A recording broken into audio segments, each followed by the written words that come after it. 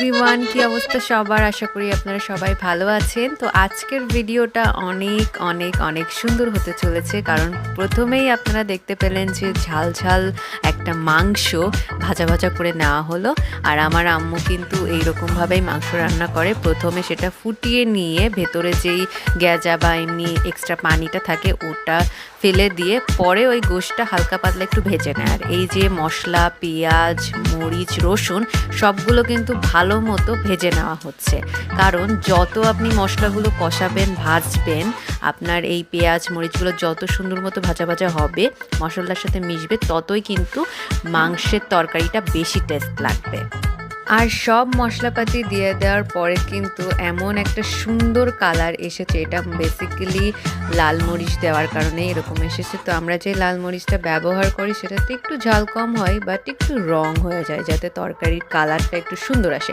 আর এই যে আলুগুলোও কিন্তু একটু ভেজে নেওয়া হচ্ছে, মানে তরকারিতে দেওয়ার আগে আলুগুলো একটু ভেজে নেওয়া হচ্ছে। আর এই যে সব বাটা মশলাপাতি যা ছিল সেইগুলোও দিয়ে কষিয়ে নেওয়া হচ্ছে, কারণ বাটা মশলা থেকেও কিন্তু একটা পানি ছাড়ে। তো এই যে বাটা মশলা রংটাও চেঞ্জ হয়ে গেছে।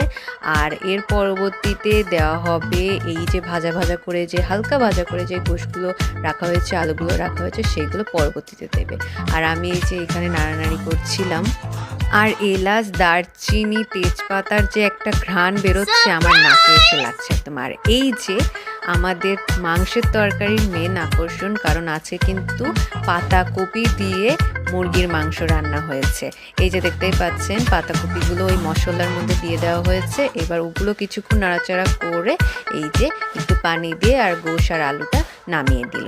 আর আস্তে আস্তে কিন্তু এটার কালারটা চেঞ্জ হবে। আম্মু একটু পানি দিয়ে দিল, কারণ একটু ঝোল থাকলে জিনিসটা খেতে মজা লাগবে। আর যেহেতু আমরা রুটি খাই রাতে, সেই ক্ষেত্রে আমাদের তো তরকারিতে ঝোলটা মাস্ট বি নিডেড। তো এই ছিল আজকের ভিডিওটা। আর হ্যাঁ, লাস্টে কিন্তু ধনিয়া পাতা দিতে ভুলিনি। আমি ফার্স্টে কিন্তু ধনিয়া পাতার একটা ক্লিপ নিয়েছিলাম, কারণ লাস্টে কিন্তু এই গোশের তরকারিতে ধনিয়া পাতা দেওয়া হবে। আর এটা দিয়ে লিটারালি গাইস অনেক সুন্দর একটা ঘ্রাণ বেরোচ্ছিল।